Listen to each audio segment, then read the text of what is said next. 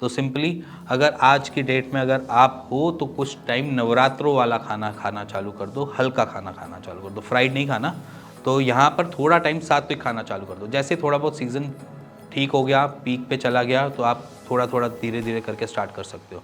नमस्कार, मेरा नाम हिमांशु धवन और सोरायसिस के पेशेंट्स इस सीज़न के चेंज में आए हैं। शायद उनको थोड़े बहुत एग्रावेशन मिल रहे होंगे। तो एग्रावेशन से बचने का सबसे बढ़िया तरीका है आपका आहार। आहार एक ऐसी चीज़ है जिससे आप अपने एग्रावेशन को रोक सकते हो। मैं अपनी हर वीडियो में कहता हूँ कि नमक छोड़ दो, जहर है। मैं हर अपनी वीडियो में कहता हूँ कि आप नॉनवेज छोड़ दो, वो भी आपके लिए जहर है।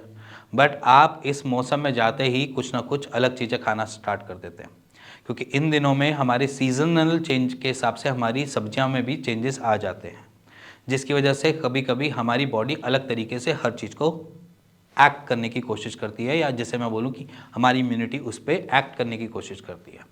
इसी एक्शन की वजह से, इसी एक्ट होने की वजह से आपके एग्रावेशंस बढ़ सकते हैं। तो सिंपली अगर आज की डेट में अगर आप हो तो कुछ टाइम नवरात्रों वाला खाना खाना चालू कर दो, हल्का खाना खाना चालू कर दो, फ्राइड नहीं खाना। नवरात्रों में अगर आप फ्राइड खाते हो तो गलत खाते हो।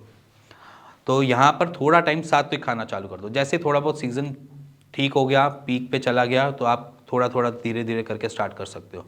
खाना हल्का खाना है। जैसे आपने थोड़ा बहुत ले लिया, साबूदाने की खिचड़ी ले ली, ठीक है। आपने खिचड़ी या नॉर्मल चावल दाल की खिचड़ी खा ली, ठीक है। दलिया खा लिया, मोटा कॉन्स्टिपेटेड रिलीफ रहेगा सारी चीज़ों से। जो हम छोटे बच्चों को खिलाते हैं कि अगर हमने एप्पल को थोड़ा सा गुनगुने पानी के अंदर कद्दूकस करके उसको बनाकर खा लिया, इस तरीके से थोड़ा टाइम अपने आहार को ठीक कर लो, साथ ही साथ अपने नमक को छोड़ दो। तो यहाँ पर सिंपल सी बात है, डाइट जो है मैं आपको पूरे डे की बना देता हूँ इसी वीडियो में। आपने उस तरीके से लेना स्टार्ट कर देना है।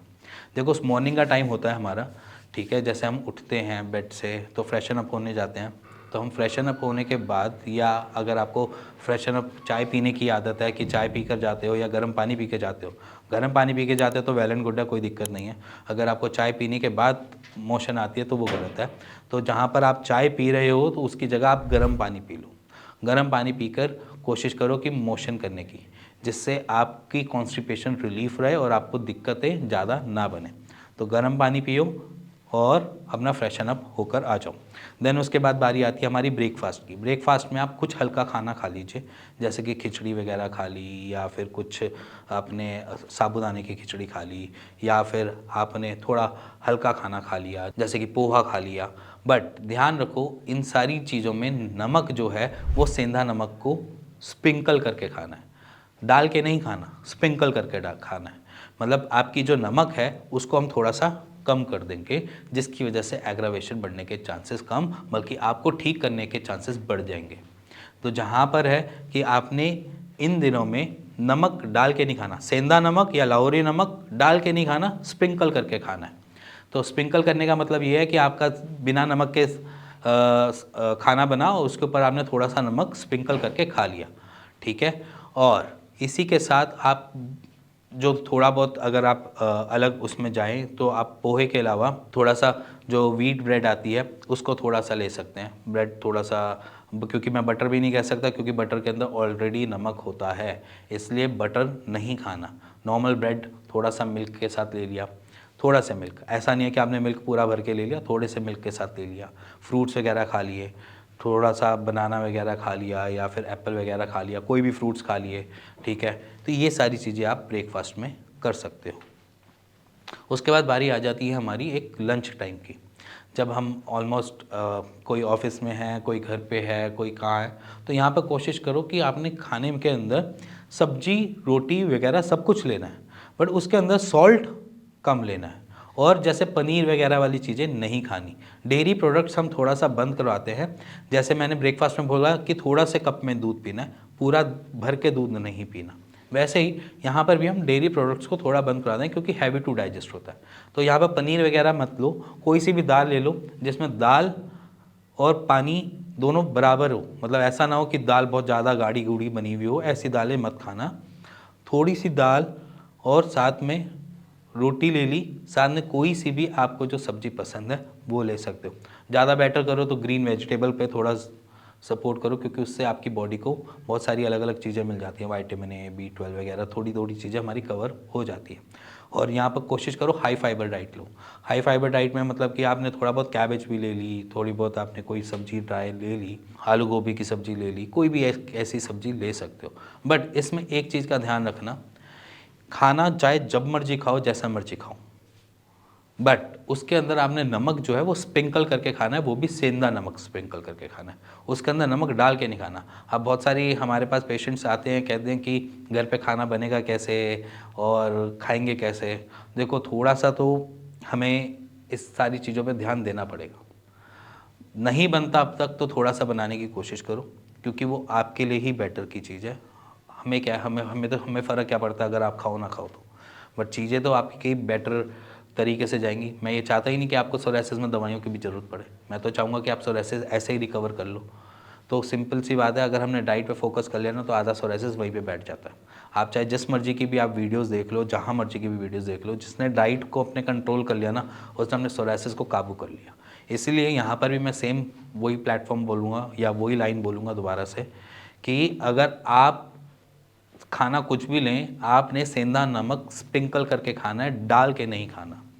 स्प्रिंकल में फ़र्क आता है कि उसमें थोड़ा सा ही नमक का टेस्ट आता है, और डाल के माने में पूरे नमक का टेस्ट आता है। इसलिए ये भी बता दूं कि ऊपर से थोड़ा सा स्प्रिंकल करा, मिक्स किया और खा लिया। इस तरीके से आपने थोड़े टाइम की अपनी डाइट मेंटेन रखनी है, क्योंकि नमक जो है वो सोरासिस में दिक्कत दे जाता है।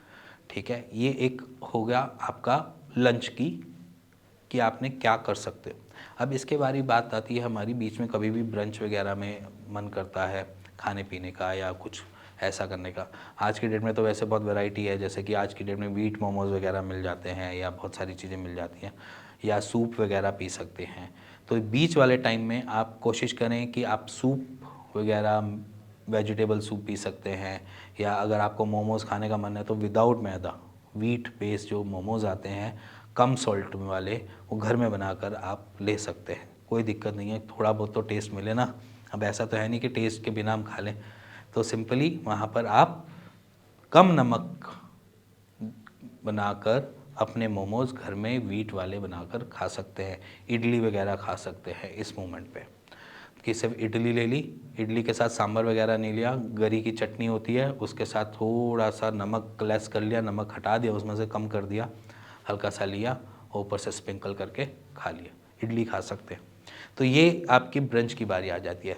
और जो हमारा डिनर है, डिनर को याद रखो कि हमने कोशिश करनी है कि वो 7-8 बजे के बीच बीच में ही ख़त्म हो जाए, क्योंकि जितना आप लंबा एक्सटेंड करोगे उतना टाइम आपका डाइजेशन सिस्टम लेगा उसको डाइजेस्ट करने में, और डाइजेस्ट करने में जितना टाइम वो लेगा उतना वो आपके दिक्कत दे सकता है, आपकी इम्यूनिटी पे हैम्पर कर सकता है। तो इसीलिए कोशिश करो कि आपके सोने के टाइम और आपके डिनर के टाइम में तकरीबन 3 से 4 घंटे का गैप आ जाए, क्योंकि ऑलमोस्ट इंडियन जितने भी हैं वो अप्रॉक्सीमेटली 10 बजे के आसपास सोते हैं। इसीलिए मैं कह रहा हूँ कि 7 बजे तक आप अपना डिनर फिनिश कर लो, उसका 2-3 घंटे में थोड़ी वॉक कर ली, कुछ कर लिया, बातें कर ली, टीवी देख लिया, उसके बाद अपना जाकर सोने की कोशिश करो, नींद आ जाएगी।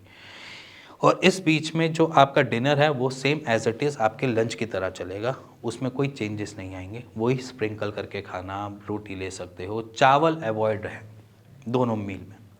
चावल इसलिए अवॉइड कर देते हैं, अगर आप बचपन से ही चावल खा रहे हो और उसकी वजह से आपको कोई कॉन्स्टिपेशन नहीं बन रही है तो फिर भी एक बारी हम देख लेते हैं। बट अगर आप रात के टाइम चावल खा रहे हो तो वो आपके सोरासिस को ट्रिगर कर सकता है। तो चावल अगर आपका थोड़ा सा भी मन है तो थोड़े से बाउल में लेकर आप दिन के टाइम खाओगे, रात में बिल्कुल चावल नहीं खाओगे।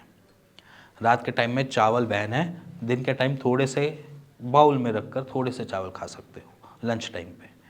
इसी के साथ अगर आपको कुछ जानना है, समझना है, कुछ ऐसे मन के अंदर थॉट्स आ रहे हैं कि मैं ठीक कैसे करूं, कैसे ना करूं, तो भी आप मेरे को नीचे दिए हुए नंबर पे कॉल कर सकते हैं, मेरी टीम से बात कर सकते हैं। इसी के साथ अगर आपके मन के अंदर कोई क्वेरी है, कुछ पूछना चाहते हैं बट पूछ नहीं पा रहे हैं, तो फिर भी आप मेरे को कमेंट बॉक्स से कमेंट कर सकते हैं, उसके रिगार्डिंग मैं आपके लिए वीडियो बना सकता हूँ। इसी के साथ मिलेंगे नेक्स्ट वीडियो के लिए, तब तक के नमस्कार।